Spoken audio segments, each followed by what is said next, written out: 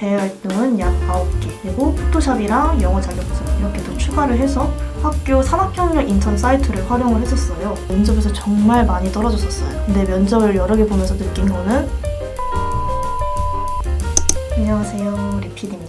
엊그제 피부과를 다녀와가지고 마스크를 부득이하게 쓰게 됐습니다. 이제 2월 말이잖아요. 아마 대학교 3, 4학년 분들은 슬슬 인턴에 대해서 관심이 많아질 시기이실 거예요. 뭔가 본격적으로 취준을 하기 전에 뭐라도 쌓고 싶고, 직무 경험도 미리 해보고 싶고, 스펙도 쌓고 싶고, 저도 그래서 3학년 때부터 인턴을 알아봤었는데요. 오늘은 인턴 지원 정보 얻는 꿀팁부터 자소서, 면접 이렇게 세 가지에 대해서 이야기를 나눠보겠습니다.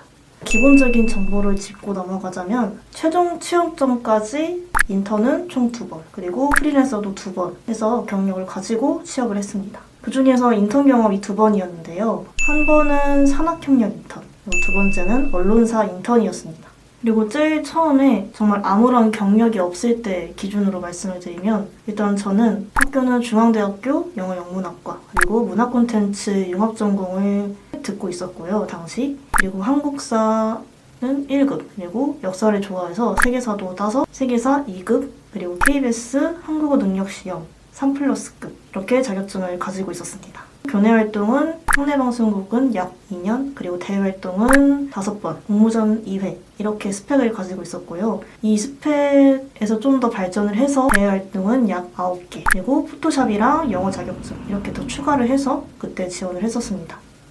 제일 처음에 인턴을 지원했을 때는 학교 산학경력 인턴 사이트를 활용을 했었어요. 학교에서 지원해주는 시스템이기도 한데 전공학점 15학점을 기업에서 일함으로써 얻을 수 있는 제도를 의미합니다. 3월부터 6월까지 1학기를 학비를 학교에 내고 기업에 인턴으로 활동을 하면서 15학점을 얻을 수 있는 그런 제도를 뜻하는 거죠. 당시에 저는 영어영문학과가 너무 저랑 안 맞고 15학점이나 전공 선택을 그때 들었어야 했던 상황이었는데 산학경력 인턴을 하면 15학점도 받으면서 돈도 따로 받을 수 있는 아주 좋은 시스템이었기 때문에 IT 회사에 영상을 제작하고 또 영상 디자인을 하는 인턴으로서 총 4개월간 근무를 했었습니다. 그리고 그 후에는 많은 분들이 인턴 공고를 찾을 때 이용하시는 링커리어나 잡코리아, 인스타 등등을 보기도 했는데 저는 이 두 사이트를 이용하기보다는 주로 아랑이라는 다음 카페를 많이 활용을 했었어요. 아마 언론고시를 하시는 분들은 아실 거예요. PD, 기자, 아나운서, 그리고 콘텐츠 마케팅 이 직무를 원하시는 분들은 다음 카페를 모르시는 분이 없을 정도로 굉장히 유명한데 여기에서는 콘텐츠 마케팅부터 인턴 PD, 연출, 그리고 아나운서,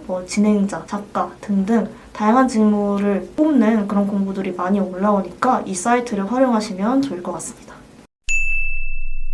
자소서 작성을 하기 전에 먼저 이력서를 쭉 정리하는 단계가 필요한데요. 그동안 어떤 활동을 했고 거기서 맡은 역할은 뭔지, 과정, 성과, 배운 점을 쭉 정리하면 나중에 자소서를 작성하실 때 훨씬 편해집니다. 보통 인턴의 경우에는 자소서 항목이 다 비슷했던 것 같아요. 지원 동기나 관련 경험 및 역량, 또 여기서 어떤 걸 하고 싶은지, 혹은 관련 트렌드에 대한 생각 이렇게 항목이 많이 이루어져 있었는데요.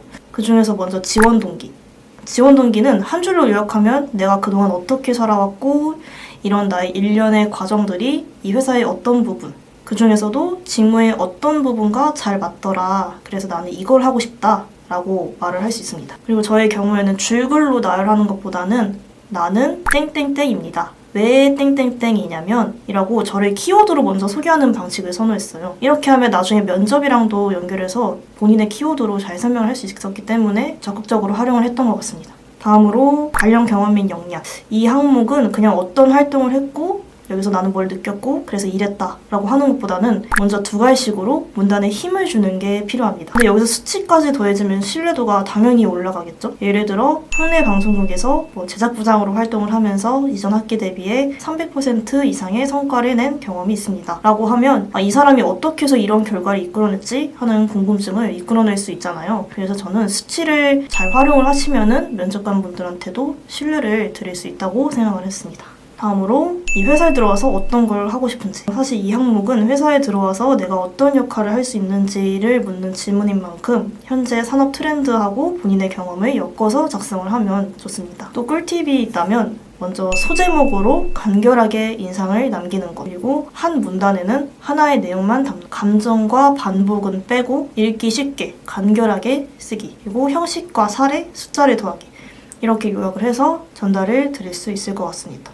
그리고 자소서만큼 중요한 게 면접이잖아요. 저도 초반에 인턴 지원을 할 때 서류는 거의 통과가 되는데 한두 명 뽑다 보니까 면접에서 정말 많이 떨어졌었어요. 근데 면접을 여러 개 보면서 느낀 거는 진짜 자신감이랑 어떤 질문이 와도 대처할 수 있는 그 대처 능력이 중요하다라는 거였는데요. 특히나 해당 분야에 대해 얼마나 잘 알고 또 어떤 아이디어를 가지고 있는지, 관련 경험이 이 인턴 업무에 어떻게 연결시켜서 역량을 낼 수 있는지 어필하는 게 제일 중요했던 것 같습니다. 기본적으로 자기소개, 장단점, 관련 경험, 상황 질문, 마지막 할 말, 이런 거는 마스터 질문이라고 할 만큼 기본적인 질문인데 여기서 변형될 수 있는 게 수백 개라서 미리미리 자소서를 보시면서 질문을 뽑아내시는 연습을 하는 게 저는 제일 중요하다고 말씀드리고 싶습니다. 근데 개인적으로 느낀 거는 언론사나 방송사 위주로 저는 지원을 하다 보니까 아무래도 면접에서 결국 유리한 사람은 이 사람이 얼마나 경력이 있고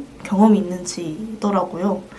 그래서 결국 인턴으로 뽑히는 그 한 명은 다른 데서 인턴을 하고 오거나 좀 경험이 많았던 사람들이 많았어서 그 부분이 조금 씁쓸했기는 한데, 그래도 본인이 가진 역량과 강점을 잘 연결시켜서 대답을 한다면 합격할 가능성도 그만큼 높아지니까 자기 자신에게 집중하시면 좋은 결과를 얻으실 수 있을 거라고 생각합니다. 유튜브에 모의 면접 치시면 모의 면접 자료가 엄청 많거든요. 그것도 한번 연습할 때 활용하시면 도움이 될 것 같습니다.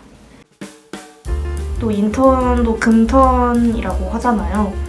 워낙 한두 명 뽑고 적게 뽑으니까 합격하는 것도 되게 쉽지 않고, 하지만 그래도 미리 회사 생활을 경험해 볼 수 있다는 게 인턴의 큰 장점이기도 하고 적극적으로 지원을 하셔서 좋은 인턴 경험 쌓아나가셨으면 좋겠습니다. 물론 힘들 수 있습니다. 하지만 힘들어도 결국에 남는 게 있더라고요. 그리고 이 영상이 조금이라도 도움이 됐으면 좋겠습니다. 다음엔 또 다른 꿀팁 혹은 다른 콘텐츠로 찾아오겠습니다. 지금까지 영상을 시청해주셔서 감사합니다.